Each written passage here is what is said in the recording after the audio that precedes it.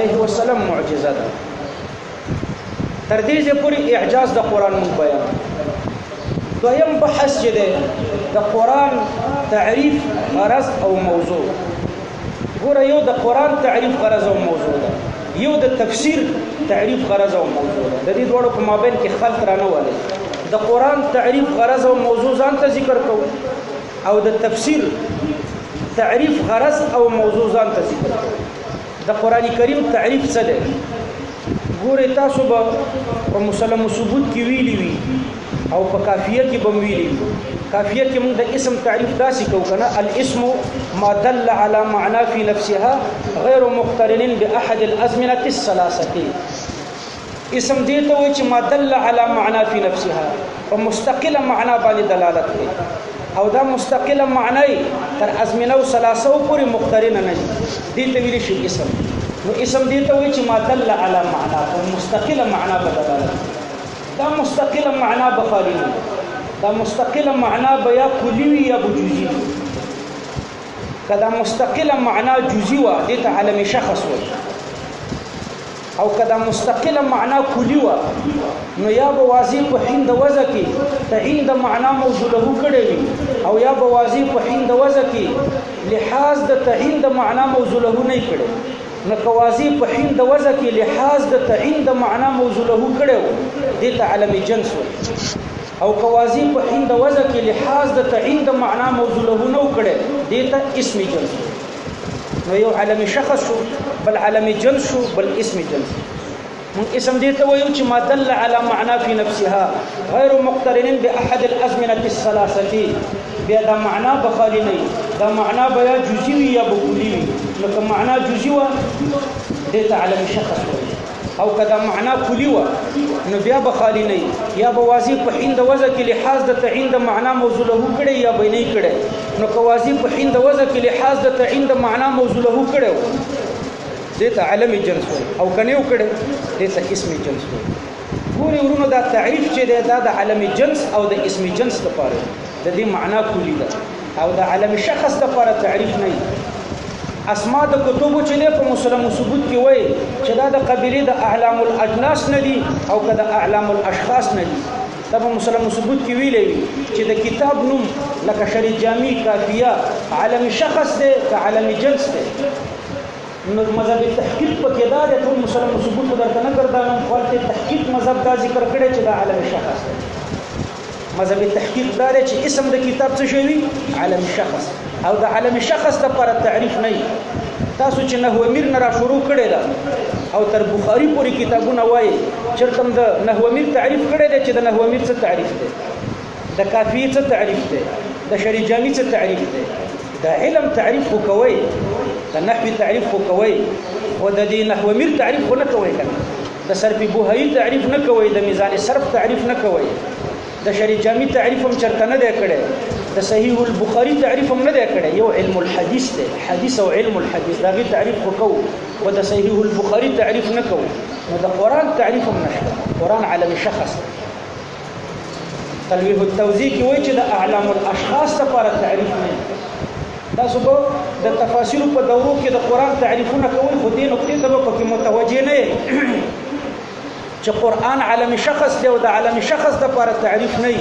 نو د قرآن لپاره تعریف نه وي. تلویح التوزیع کې راغلي دي چې د علم شخص لپاره تعریف نه وي. بیا په تلویح التوزیع کې حق تاسو اعتراض وکړي چې دا زمون اکابر ولی تعریف کوي. شاه منصور ته چې تاسو لاړ شئ د قرآن تعریف کوي، دا غي ته چې لاړ شئ د قرآن تعریف کوي.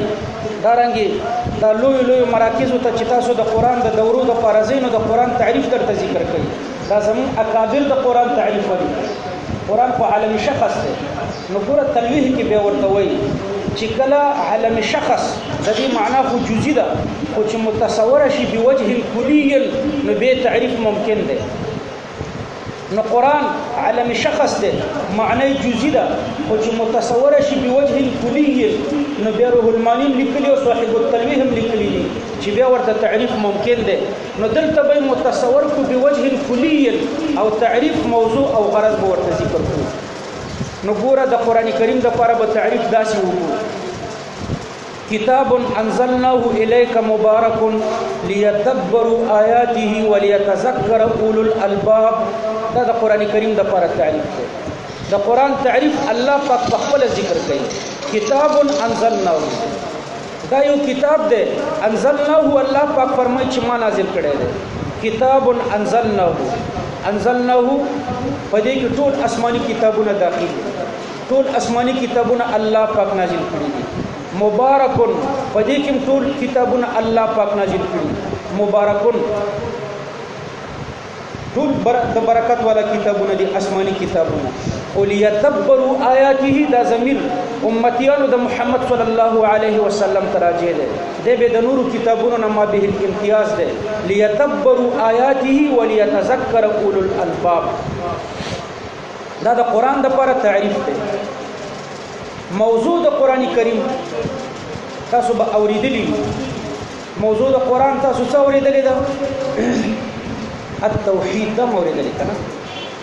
د قرآن موضوع ده التوحید. لیکن ګوره موضوع د علم دا موضوع په مسأله کې لکه تاسو د نحوی موضوع اوریدلی ده الکلمة والکلام. بیا ټوله کافیه او شریط جامع کې به تاسو چرته نه لیدلی چې کلمه او کلام محمول واقع شوی، یعنی خبر واقع شوی، بلکې په ټوله کافیه کې کلمه او کلام مبتدا یعنی موضوع واقع کی. موضوع د علم موضوع په مسله، نو کلمه او کلام په ټوله کافیه کې مبتدا یعنی موضوع وي. په ټوله شریط جامع کې کلمه او کلام مبتدا او موضوع وي. نو موضوع د علم موضوع په مسله کې محمول نه یعنی خبر نه. کلمه او کلام په کافیه کې خبر د مبتدا نه واقع کیږي، مبتدا واقع. نو عرض می دا چې موضوع د علم موضوع په مسله کې او دا توحید چې ده دا په قران کریم کې د الف و لام میم نه چې شروع کی تر والناس پوری تاسو قران کې ګورئ دا توحید چرته موضوع نه دا واقع شوی، دا محمول واقع شوی. قل هو الله احد، ګوره توحید محمول واقع شوی. نو که توحید د قران موضوع وي نو محمول باندې واقع کیږي او توحید خو محمول واقع شوی دی، نو دا د قرآن موضوع نه ده. صحیح دا ده چې دا د قرآن موضوع نه ده. یو قول پکې دا دی چې د قرآن موضوع توحید دی، لیکن دا صحیح قول نه دی. وجه دا ده چې موضوع د علم موضوع په مسله کې او توحید په قرآن کې محمول واقع. دویم بعضی علما فرمایي چې د قرآن موضوع چې د تکمیل الانسانیت، تکمیل الانسانیت دا د قرآن موضوع ده. بعضی علما پکې دا وایي. دریم قول پکې دا دی چې د قرآن موضوع جهاد ده، لیکن دا دواړه هم صحیح نه دي. تکمیل الانسانیت او یا جهاد دا د احوال نه دي، د عوارض ذاتیه نه دي. عوارض ذاتیه موضوع ته ثابتېږي، عین موضوع نه وي. موضوع د علم دی ته وایي چې عوارض ذاتیه ورته ثابتېږي.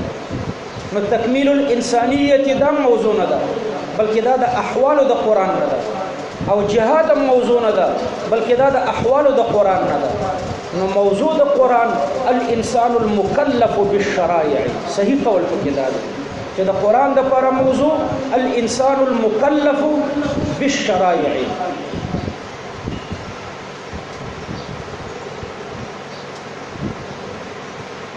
او غرض الفوز فی الدارین، په دواړو دارینو کې کامیابی، په دنیا کې او په آخرت کې. نو الفوز فی الدارین دا تعریف او غرض او موضوع د قرآن د لپاره پوره ذکر.